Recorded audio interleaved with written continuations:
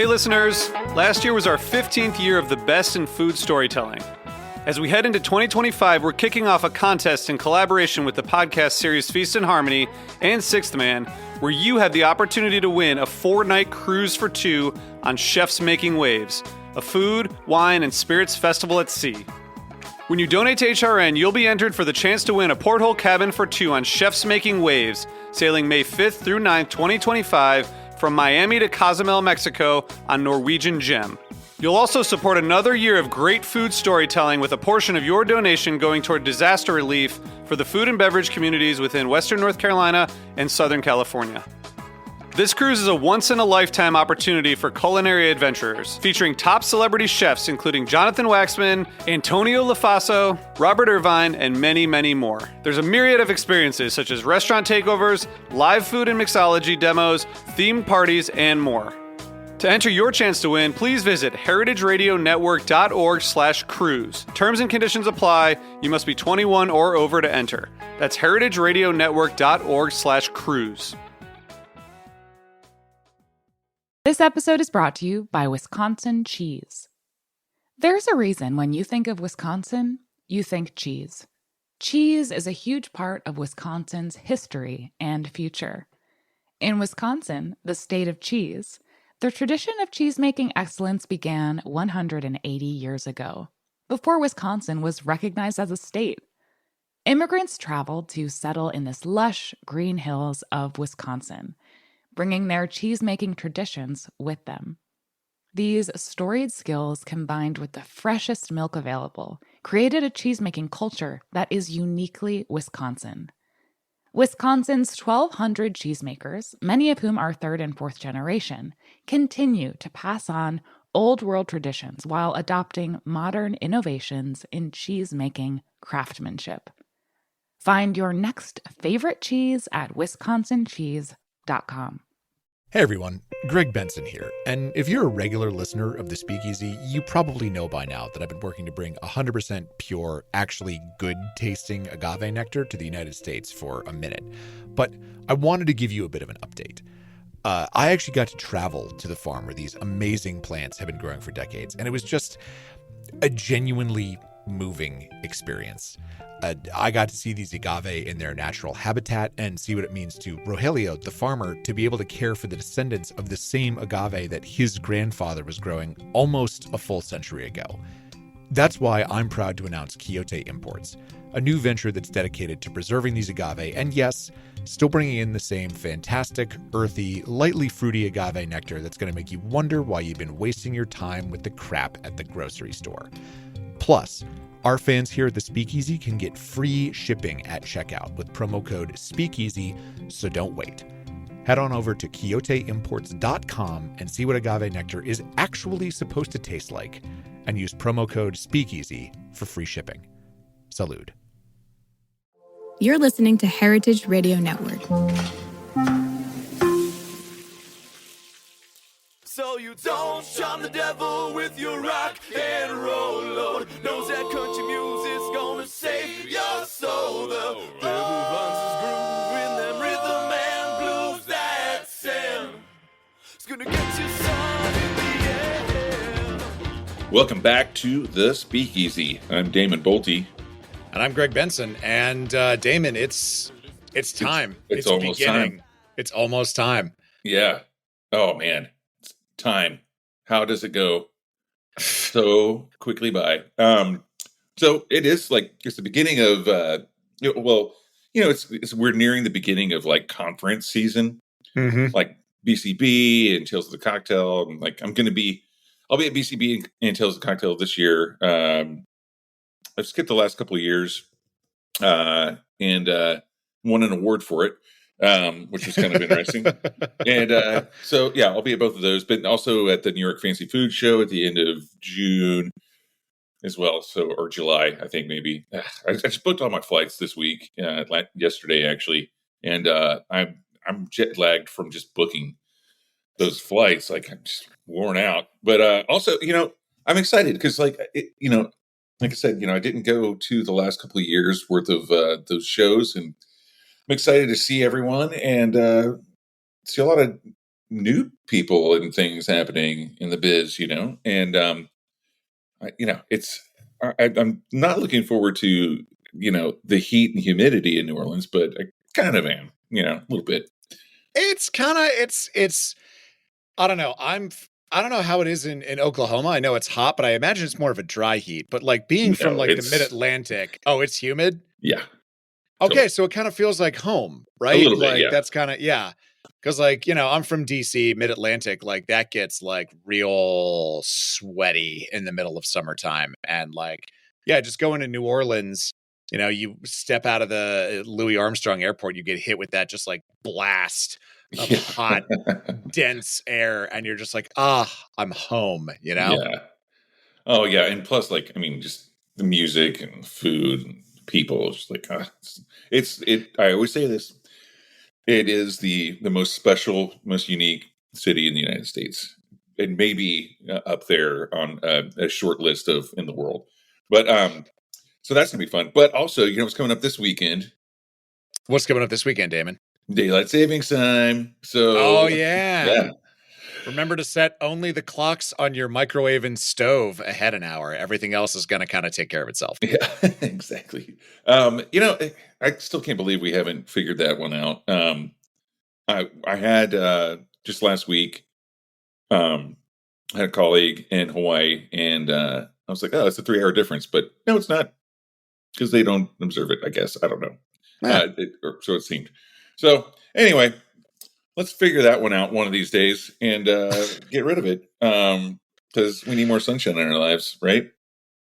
I agree. Well, and like the argument, I don't know, the counter argument, I think, is that non-daylight savings hours, which is what we are in currently, what we live in from November to March, are more, I guess, aligned with normal human circadian rhythms.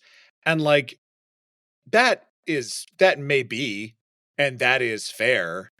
But if we're going by normal human circadian rhythms, I should be able to shut my laptop and stop working and begin hibernating once the sun goes down at 4:00 in the goddamn afternoon. If that is the rationale, then let's just take this argument to its logical conclusion. I know you don't have to do this, but like driving home after work in the dark, and it's like not even dinner time yet, that fucking sucks, I will say.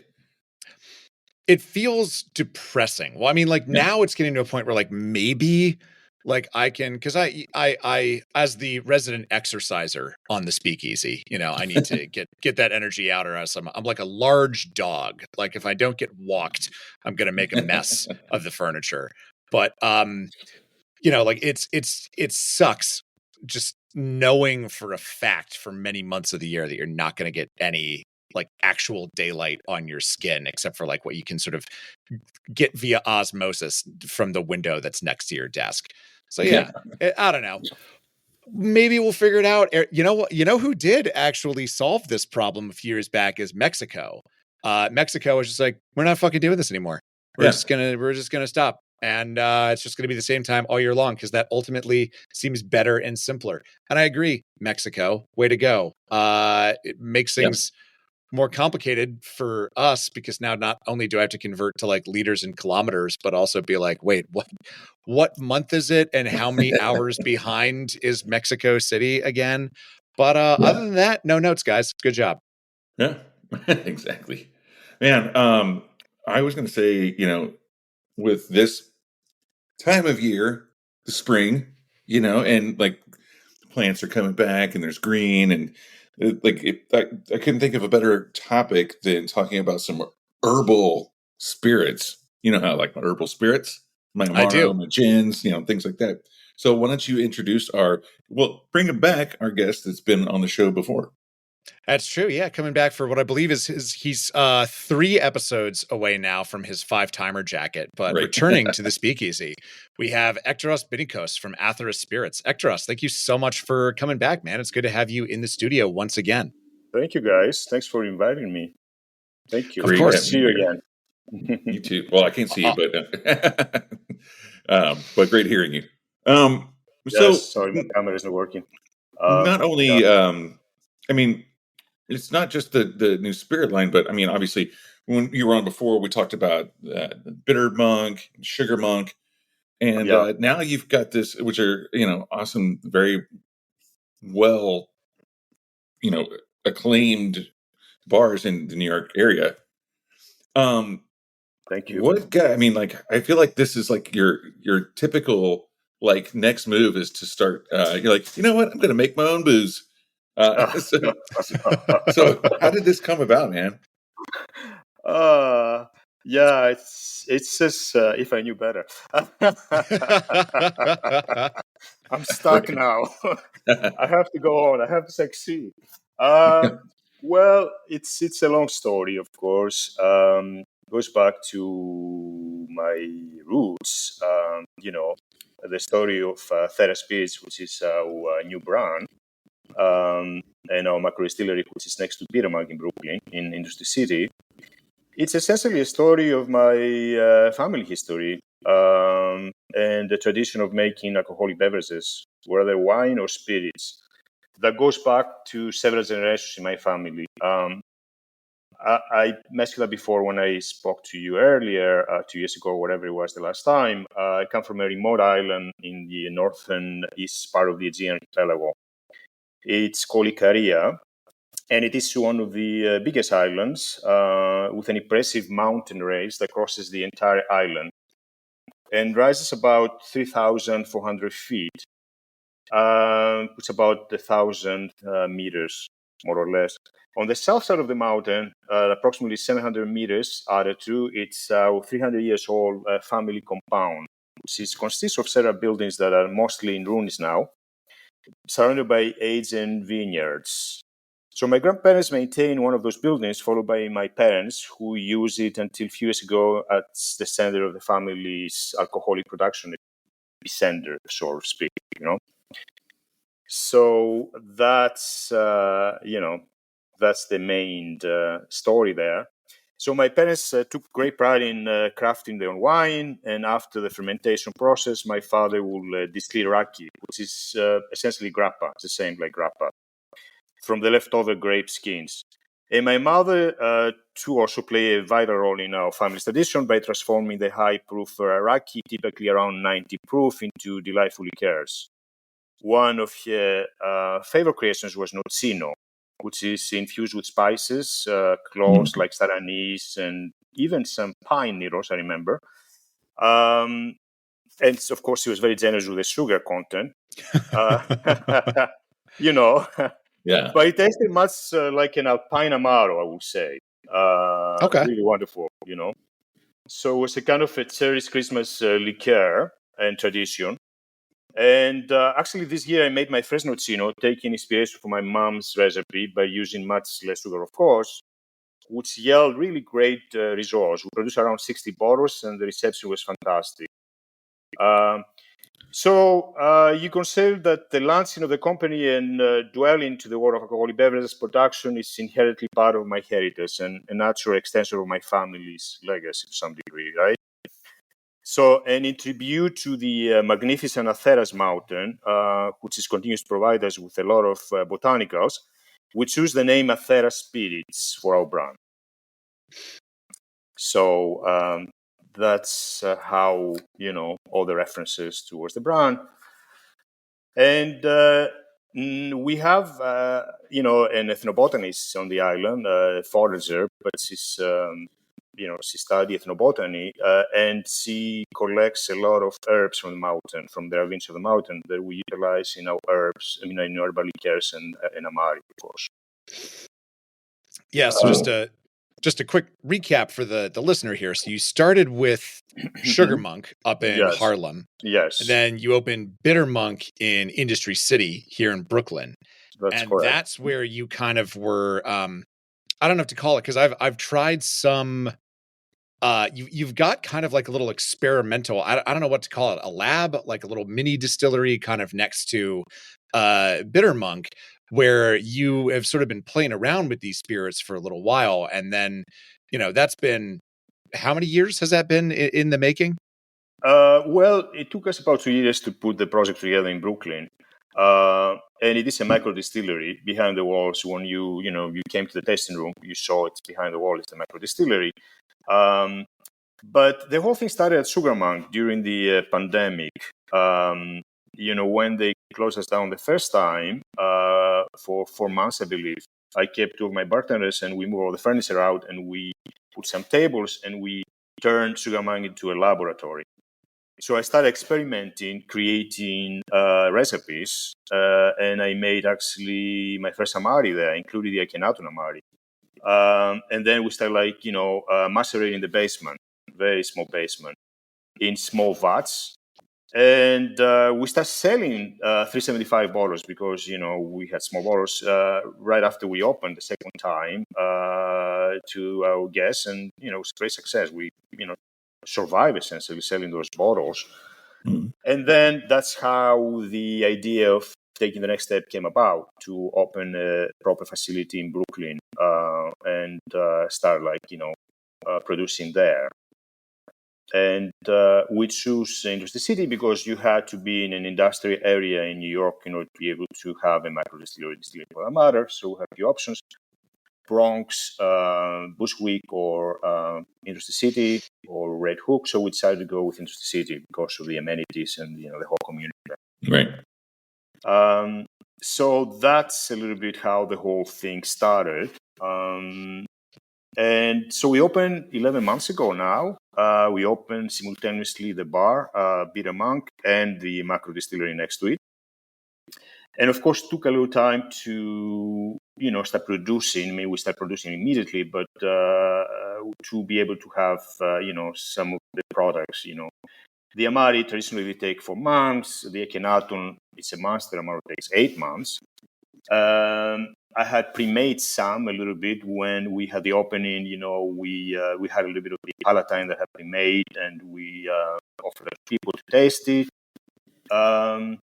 And we just started 2 weeks ago a wholesale distribution, which is very exciting. Very, very exciting. Cool. So we are self-distributing for now because we're very small. We produce so little. So we supply the 2 bars because we're getting now towards more and more using our own products for both programs there, Bitter Monk and Sugar Monk. And then, we want to work with a few accounts, like preferably craft bars, a few restaurants, and maybe a couple stores that we kind of set a vision to, they're unique and whimsical, those liqueurs. You taste them. So, they're pretty different. And that's putting it lightly, my friend. Thank you. I worked as a bartender for many years, and I thought, that's a good thing because I thought, there was a need for things like that to, for sure. They can be very useful for a serious bar program. Mm-hmm. So it's exciting time, and a lot of work, as you can imagine. For sure. Yeah. Going daily between Brooklyn and Manhattan, back and forth between the monks, 7 days a week. And of course, now we are, working on opening accounts and all that. So it's going well, though. It's exciting. Yeah, you weren't busy enough, so you decided to start this new project. Exactly. So I mean, I'm looking at the line right now, and for the listeners, we have artisanal Cardoon liqueur, Yerba Luisa liqueur, and then there's 2 Amari. There's the Palatine and Akhenaton. Right, so, that's right. Mm-hmm. And I've tried them all, and they're all excellent. And thank you. I'm glad to talk about them today. Whenever I think about a bartender and bar owner who has experience with, especially in New York City, where you can get pretty much anything you want, to use in a cocktail or food or indeed, yeah. It's to me, it's always I always wonder, did it come from a place of maybe you were playing around with a cocktail, whether it be a classic or something modern and proprietary, and you're like, man, you know what? like, this is good, but I feel like I would, if I were gonna do this, like instead of using Chinar or Cardamaro, I would do something that I would tweak it just a little bit and make my own Cardoon liqueur. Was it something like that? Like, was that like an inspiration, or like, you know what I'm saying? Like, and especially like the early Louisa, this is like a lemon balm, right? It is actually a lemongrass, Lemongrass. and Sorry, that's a yeah. good actually example because I've it's never a seen type of it anyway. lemongrass. Yeah, it's very unique. It's a type of lemongrass that we source from Peru. Originally, it's Okay. from India, and then it thrives in South America now, and especially in Peru. So small leaves, very delicate, lemony aroma, a lot of zestiness. So, obviously, as a bartender, I always wanted to push the boundary to some degree, right? And try Sure. to, even with classic cocktails, to expand the palate, and I started working with a forager when we opened Sugar Monk. She's well known. Her name is Tama Machoka Wan. And she introduced me to a lot of wild herbs, weeds that, I discovered a lot of whimsical, amazing flavors that I didn't know about before. We know classic, like the mint, how the rosemary tastes, how the sage tastes, but she introduced me to some things like, sweet onion, which is a weed that has this amazing smell and aroma. And the same with this particular lemongrass that, I try on a daiquiri, on a classic daiquiri, for example, and kind of really spin it in such an amazing way, So Totally. it really works great with an agricole, rum and an ounce of the Herba Luisa lime, very, very, very minimal, and something that sugar is fantastic, So I yes, I mean definitely there is a relationship between exploring and trying to push. You working with class residents or whatever. That definitely took a part on the whole journey, and quest, so to speak.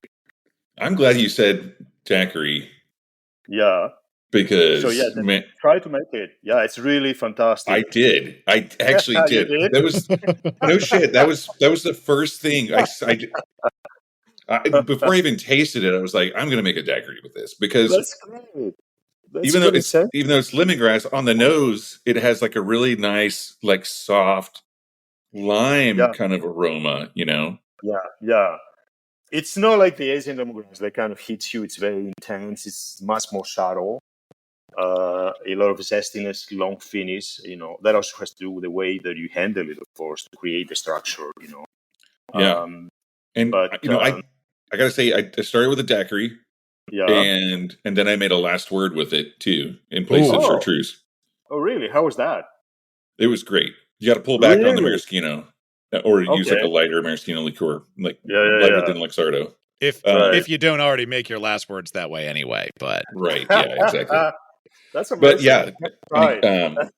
it was great. I mean, like I said, I come from the gin world, but I love rum, and like, so I those are the first two things I did with it. Well, other than having it on its own, and then I even like splashed a little tonic on top of just this on its own. Yeah, and Gin and tonic with a little bit of that as well is fantastic. Yes. yeah, That's good. totally, Yeah. and it hits in a way that doesn't hit you. It's like that's the cool thing about it, and it's like it's so delicate. I mean, this with like even like champagne cocktails, things like that. Like, it's delicate and elegant, but it's still very flavorful. Don't get me wrong, but it's very unique. Like I said, like I haven't had anything like this on the market that I know of. So that's the reason. That's the reason why I asked, because like for me, I've made my own bitters for a long time, and a lot of times I'll like, depending on what cocktail it is, I'll split vermouths. Like even my 50-50 martini is a 50-25-25 actually, and like my Negronis and Manhattans, I split, and I have two different vermouth blends for those two drinks for myself. So you personally. play with different ratios all the time. That's great. Yeah.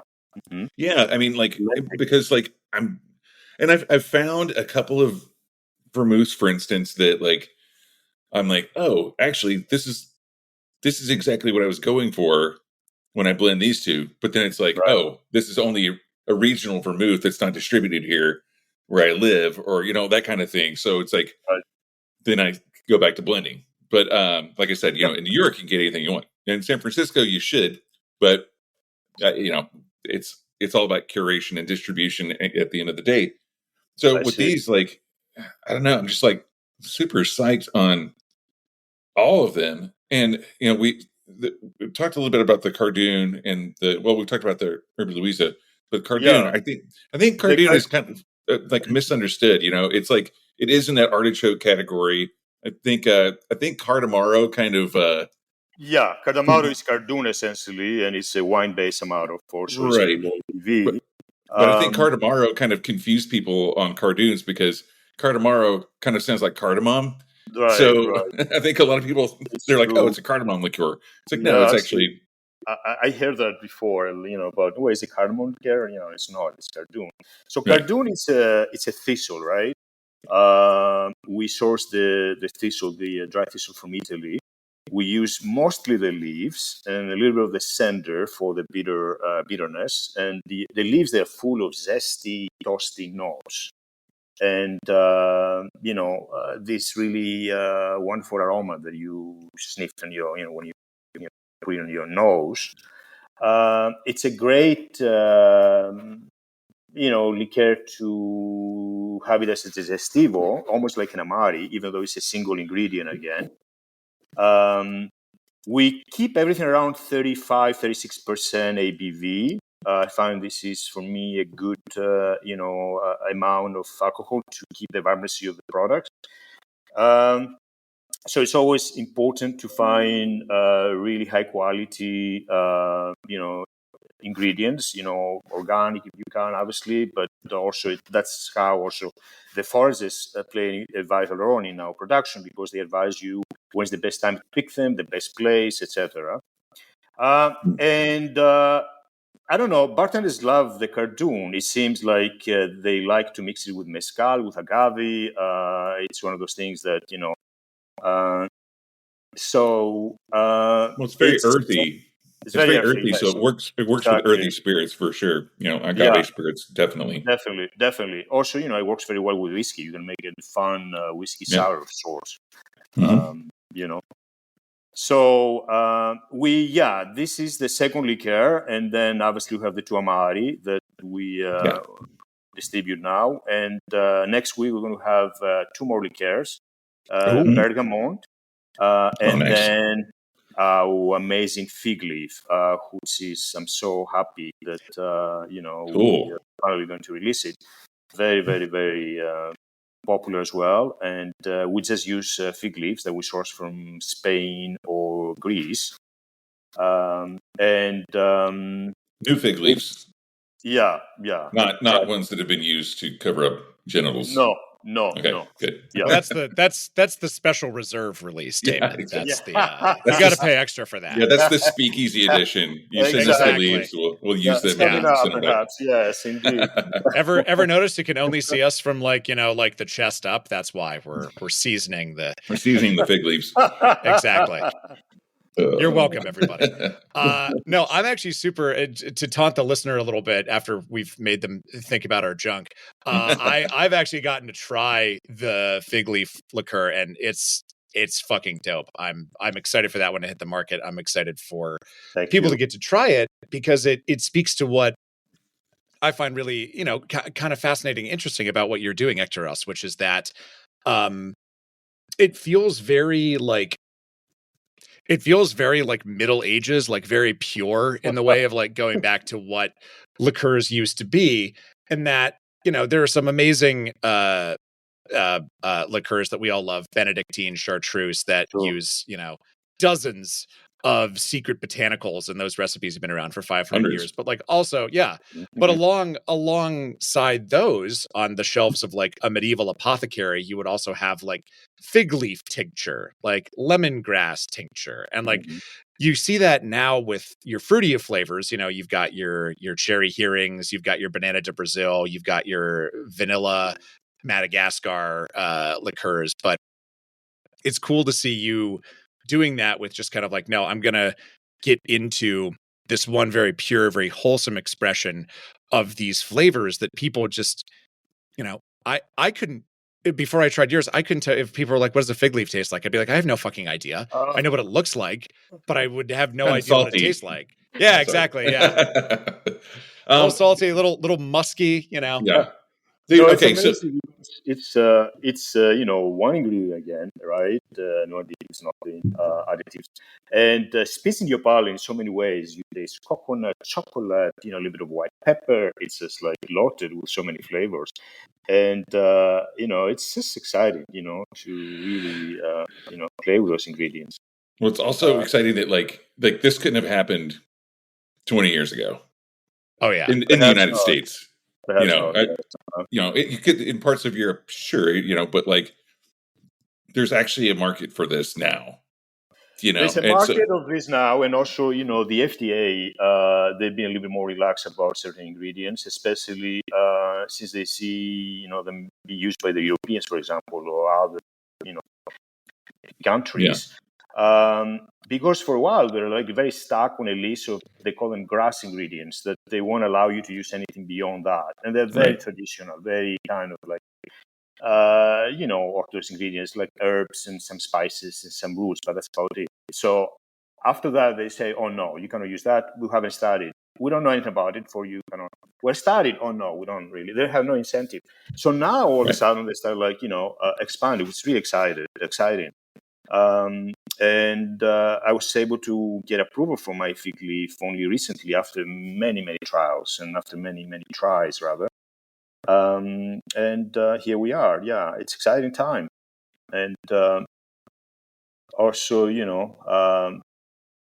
it's really fun. It's really fun. I bet it's fun. I mean, like, I'm having fun just talking with you and drinking these things.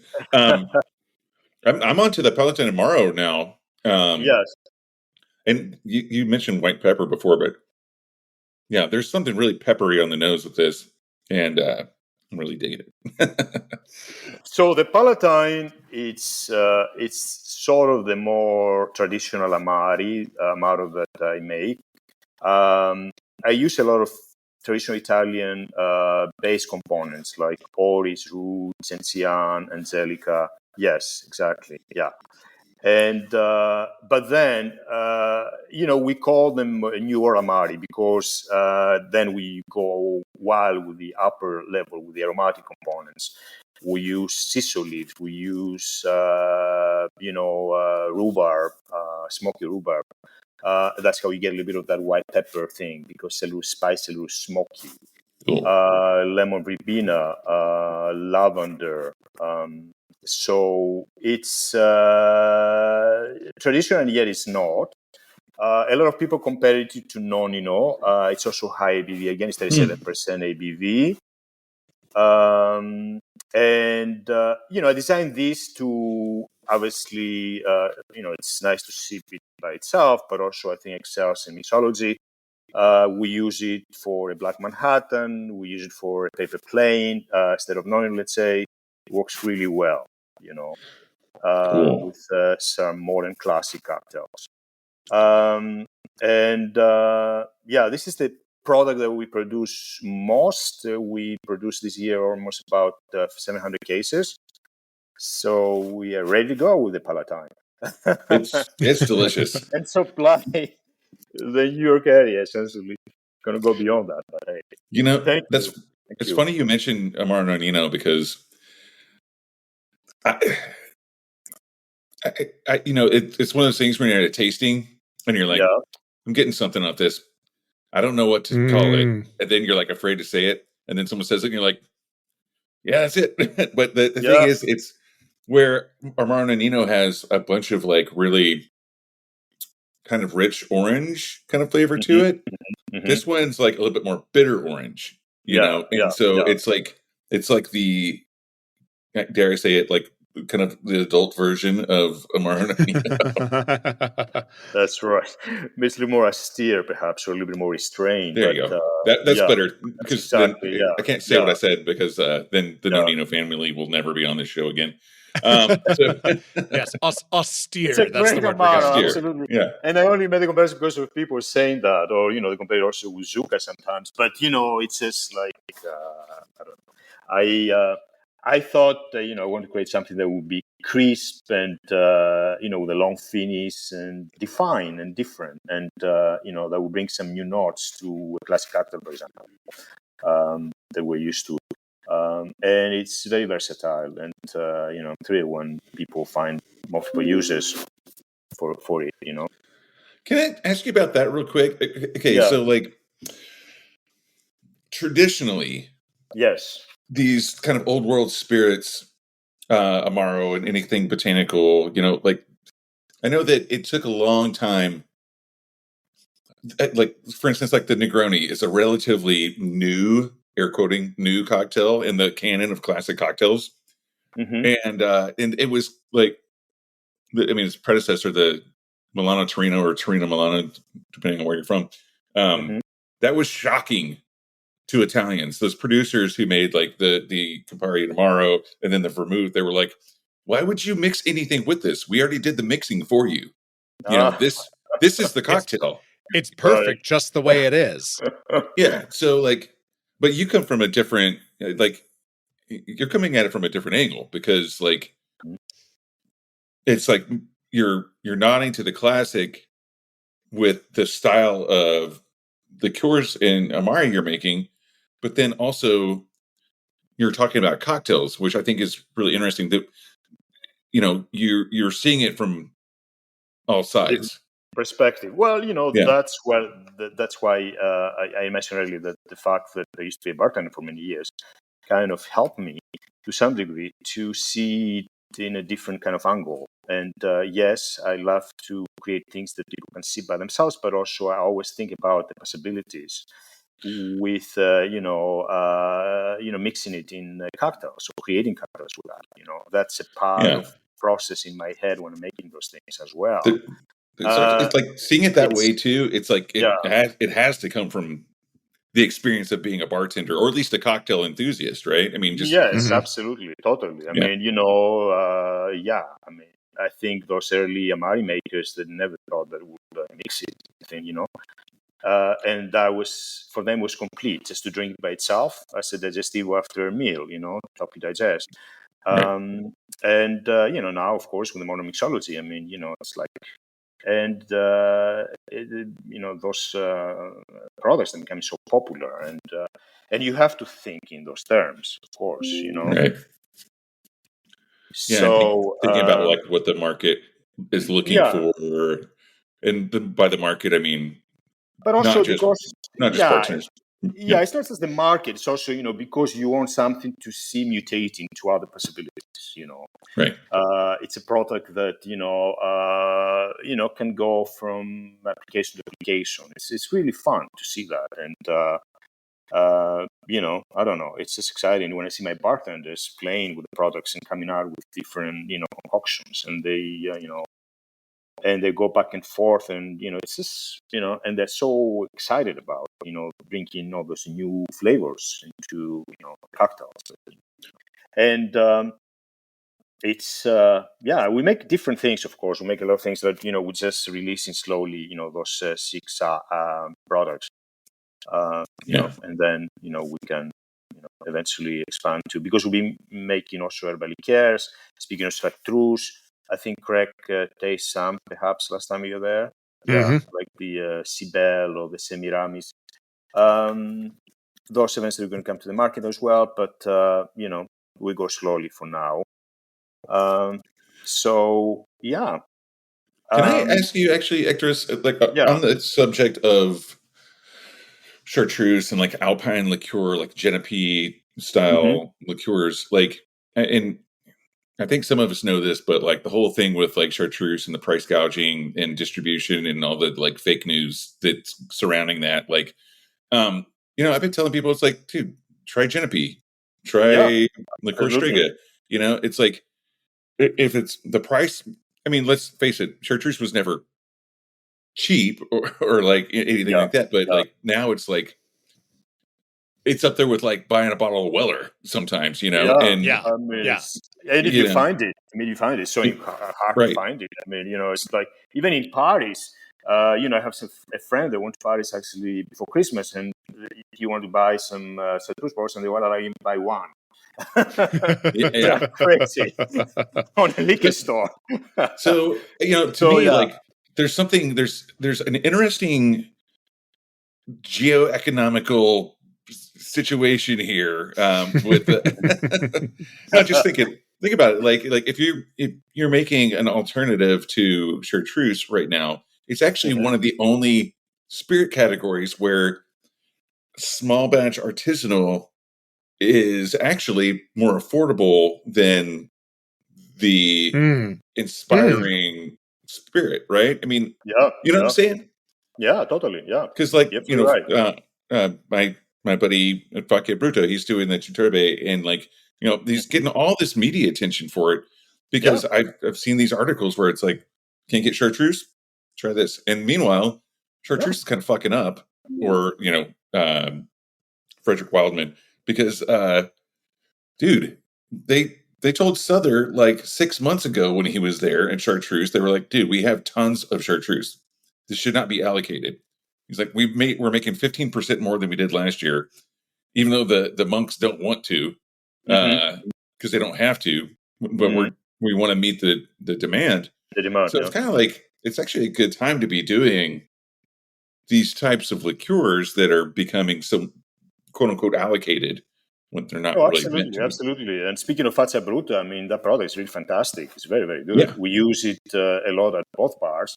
Oh, cool. I mean, that's how sort of set rules for beer monk, because we can only use New York State products when we have to make the last word or whatever. And, if you're going to find citrus at Sugar Monk, that's what we use. It's really excellent. But it is, I mean, that's definitely kind of like propelled me as well to explore, other possibilities, and try to create. So Because you with could put substitute, yours you can put yours on the shelf at, if chartreuse is at 200, you just put yours at 195 and just open up a third bar, like yeah, Open why up not? a series of 95-cent stores next to all the 99-cent stores out there. Yeah. And then jack the price up to $1 after the Oh fact. my It's god, brilliant. yeah, shocking. Yeah. Speaking of Yes. liqueurs that have a lot of flavor in them, my personal fave out of all of them, just because I describe it as the mummy Amaro. I'd Yeah, love it to is. talk about the Akhenaten. Tell me about the Damon's got Yes, that bottle there. yes, This yes, yes, yes. this is so good. Walk Thank us you. through what it is, how you make it, and just why this idea came to you and you were like, I'm going to do it in the first place, because it's such a crazy concept to me. It is a crazy concept.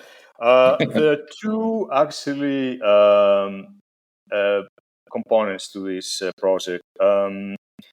I am part Egyptian as well. I have, my family had family in Egypt, and I had roots in Egypt. No longer, but and also my love for music. I'm a big opera lover, and I like different kinds of opera, but also I like contemporary operas. I'm sure you know Philip Glass, the famous, celebrated American great composer.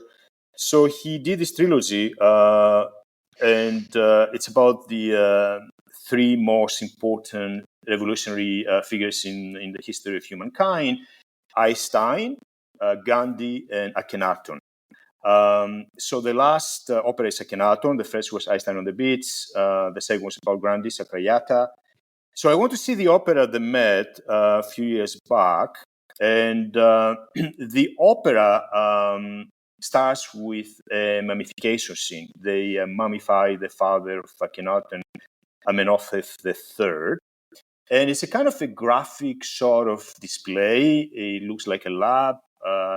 It's contemporary opera, right? So they're wearing like white coats, and they have the corpse, and they open the corpse, and they take out the organs, and they wash the organs with, herbs and spices. And then kind of intrigued me. It was so beautiful and visually stunning. And I thought, well, I should explore what the Egyptians used to mummify the dead, right? And indeed, I started studying the process, and they use spices, they use herbs, and they use resin. That's all they had. So you have an array of herbs like marjoram, fliscuni, which is called pennyroyal. They have antiseptic qualities.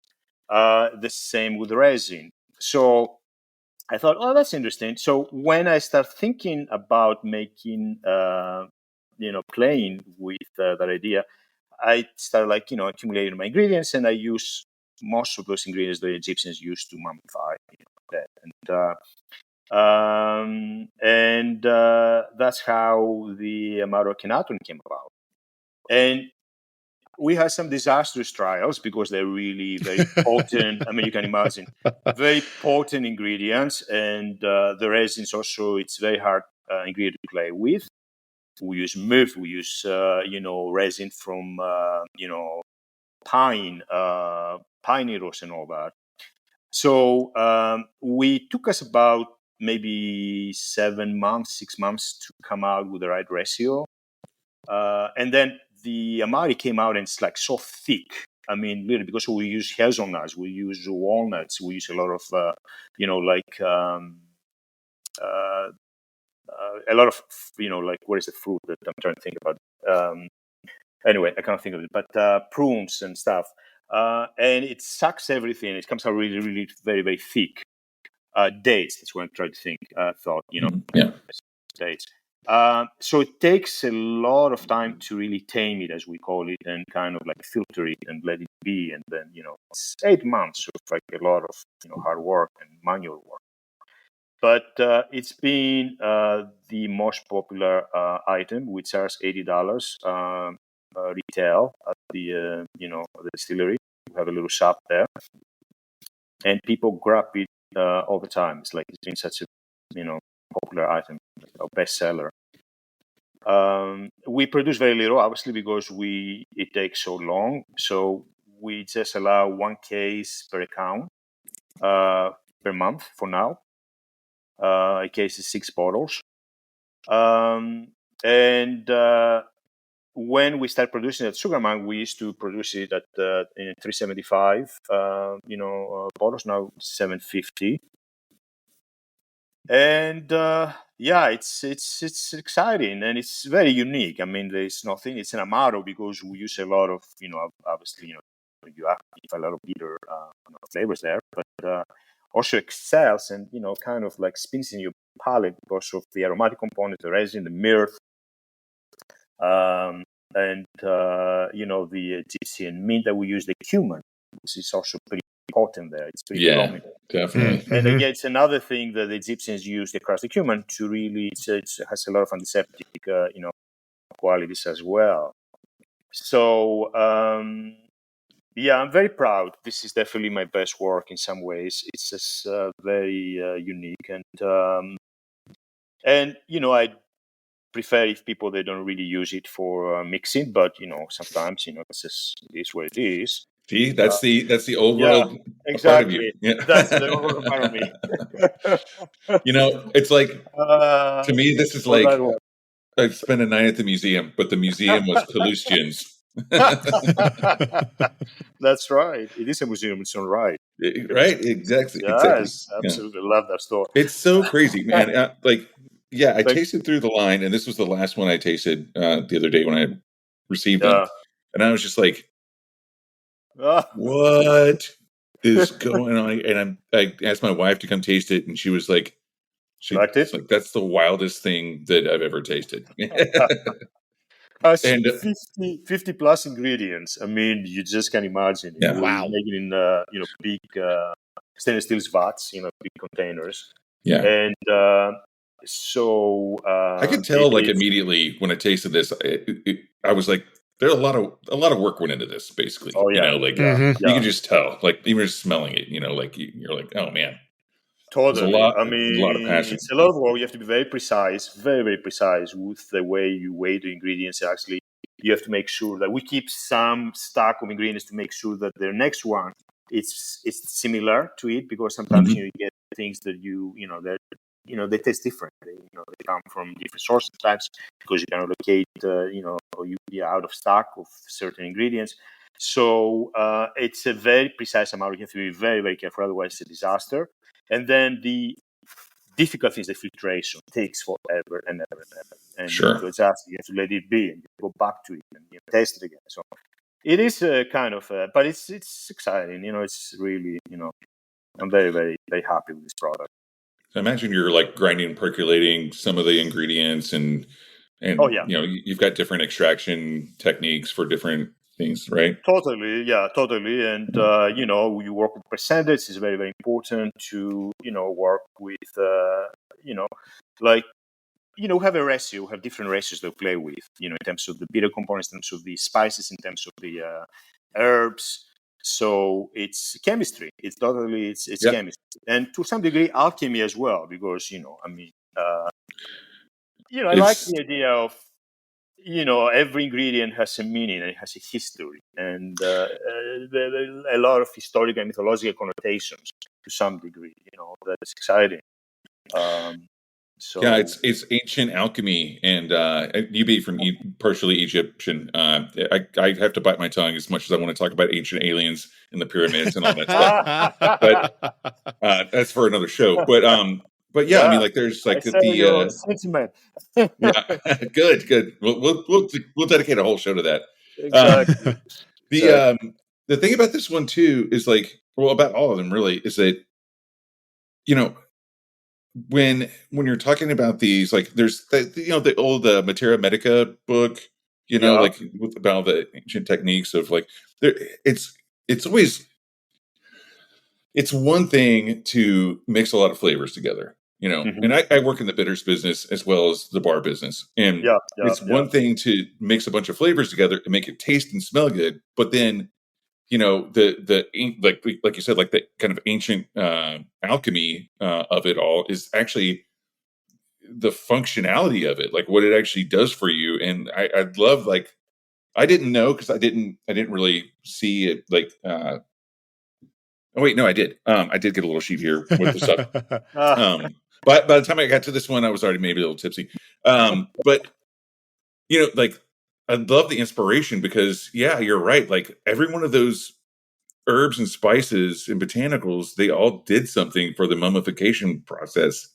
Yeah, I mean, so that's kind of crazy when you think about when I think about when you cheers, say, to your health. That's pre-mortem. And but this is you're right to say, Greg, you were calling it the mummy Amaro. Yeah, it's the mummy Amaro. Fucking cool, man. Will preserve you for a while. Exactly. Yeah. This is going in my grave with me. Exactly. Kill the bacteria and my last drink. Yeah. It'll be good for you in the afterlife. Yeah. Well, I also want to talk about, because you recently, and this is not at the time of taping, not been released, but by the time we air, this will be public news.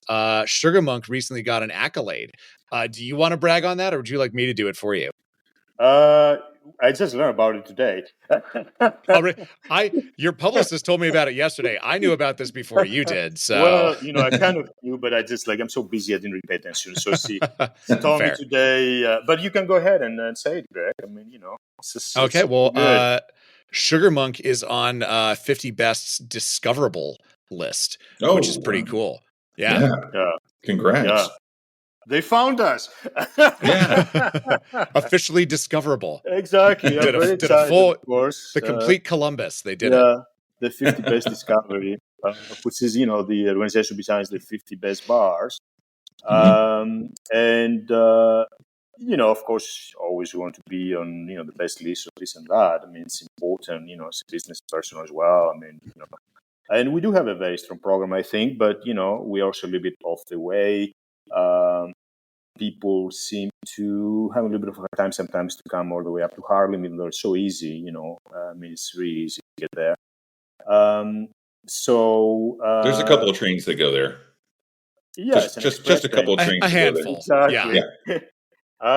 But anyway, it's exciting, and for a small place like that, everything helps. It's important to get those accolades and being acknowledged, and very, very grateful and thankful for the academy to recognize us. Naturally, and we just also released a new menu before the holidays called Humanitas. And we work with crazy concepts all the time, and we enjoy that. And so this is inspired by the chakras, the concept of energy centers in your body that influence behavior and desires and state of being. So every category is dictated by chakra. Like there's temptation, there is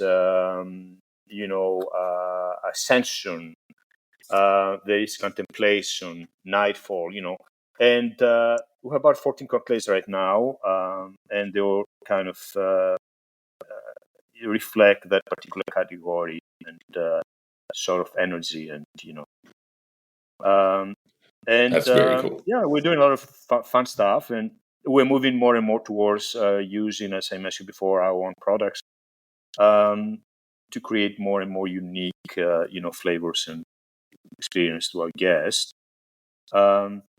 But yeah, Sugar is doing really great, very, very well. And Bitter Monk is picking up, because for a while it was very kind of slower on the second floor. People had hard time to find us, but it's getting there now, which is also very exciting. And then we have the tasting room next to it, and Greg, he's been there, and we do a lot of tastings, and it's people, buy the products, directly from us. We have the privilege to sell them directly, as a New York farm license. So they're good times. Yeah. But, it's, of course, comes with tremendous anxiety and, worry, as you can imagine, Life is an apple pie eating contest where the prize is more pie, my friend. It's precisely well said. Yes. Well, I'm loving the stuff that you're turning out, and I'm excited to hear that there's more on the way. And I'm gonna have to get up there and check out your chakras menu, man. Like, yes, of course. Very cool. You can actually take it online as well, but it's fun. It's fun, and I hope. Do you come to New York, Damon? Yeah, I'll be there at the end of next month, and I'll actually be. I think we're staying in Williamsburg, but we're going to a concert in Midtown. So I was thinking maybe we swing by before or after that show. Yeah. Yeah. Sugarman, perhaps. Yeah, that's great. Let me know. I would love to. And of course, I'll be at BCB, so I'll be able to check out. Oh yeah, which is right there. We're completely right there. Right, exactly. We're on the second floor. It's like it's very easy to come up. Yeah, that's cool. Exciting. Yeah. Nice, man. This is awesome. I haven't been this excited about anything in quite some time. No, it's like. Thank you. I appreciate that. Really, it's super cool. And like, you guys, it's just means the word to me, because you're experts. You tasted so many things in your life. Yeah. Well, the thing is, yeah. But also, I will say this, and I don't want to make anyone else feel bad, but Greg does a really great job of booking shows for the Speakeasy and guests for the Speakeasy, and I get a lot of requests coming through, and I just send them to Greg. And sort them out. Yeah. And the thing is, I've always said, I like having guests on that I want to have on, and we get a lot of requests, and luckily we get to have the best of the best. And this is no different. This is actually, the best of the best, because God, these are just cool. And I'm gonna. Thank you guys. I'm very honored.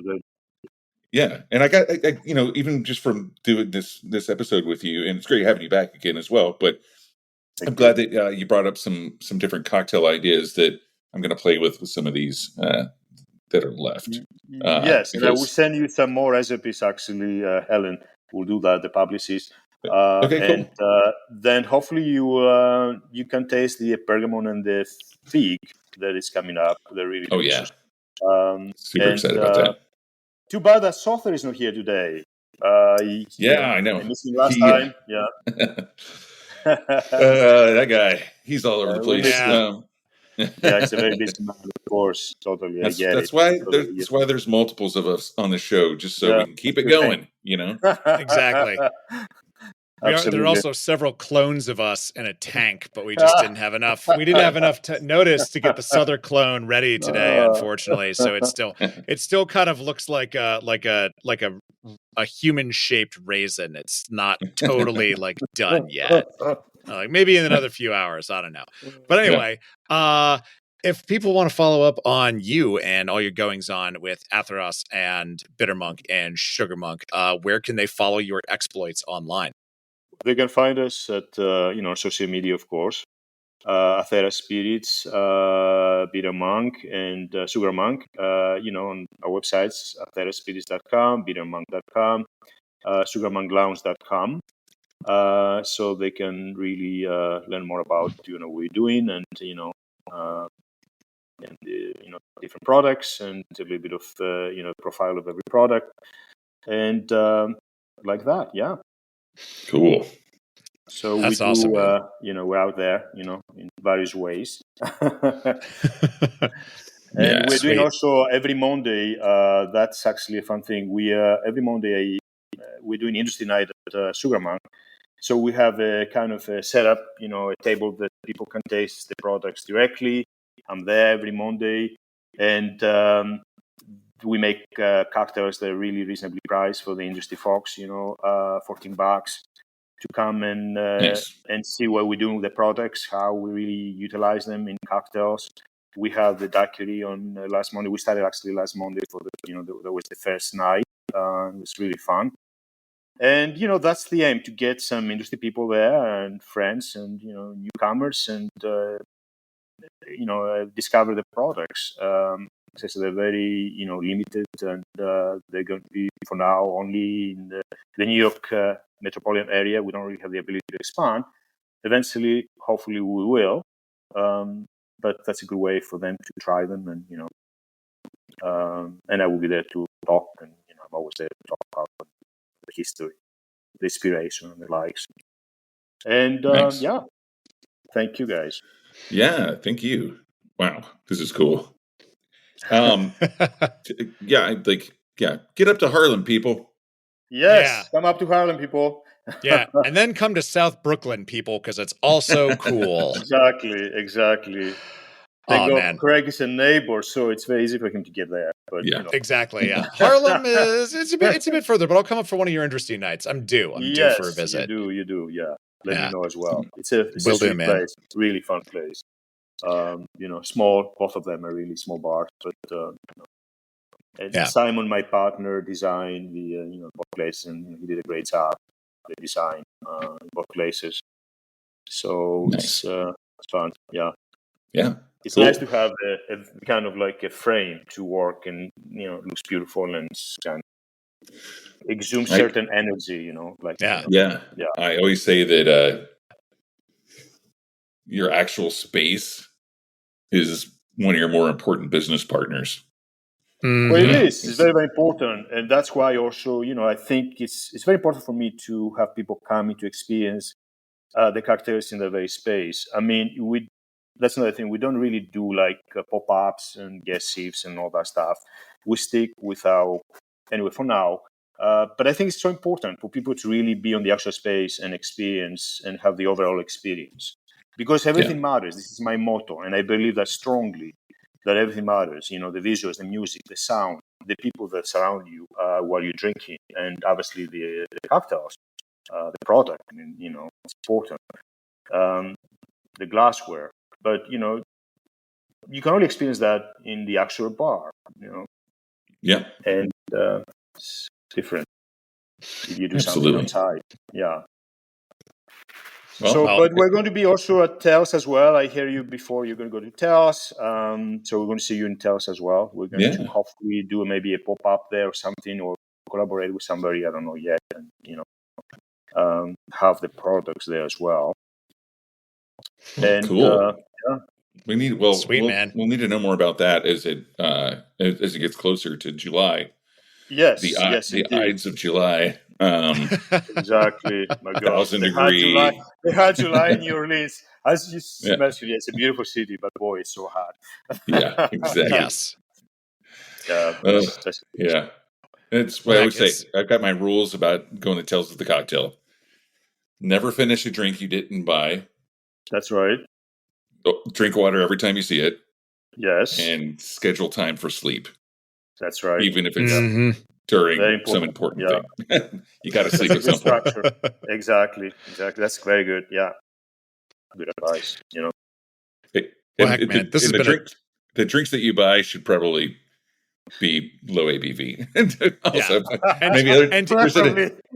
and infrequent. Let's say that. Every time I come back from the Tels, I have to go cold turkey for like 10 days to recover from the drink. Yeah. It's like I feel my liver is so bloated. I mean, it's just crazy. Every year it's like too much. It's too much. Starting at 10 o'clock in the morning, and let's go take it easy in the morning. Yeah. You do. Last time I came back from Tales, I was in the hospital for a week. But you know what? I'm going back again. It hasn't killed me yet, baby. Let's fucking do it. That's right. If I can do it. Yeah, indeed.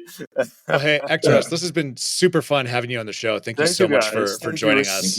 Thank you so much. It was really great fun, to be with you. And thank you for inviting me for the second time. As I mentioned, I feel really honored. And we'll be in touch. Yep. All right. Absolutely, man. Thank you, guys.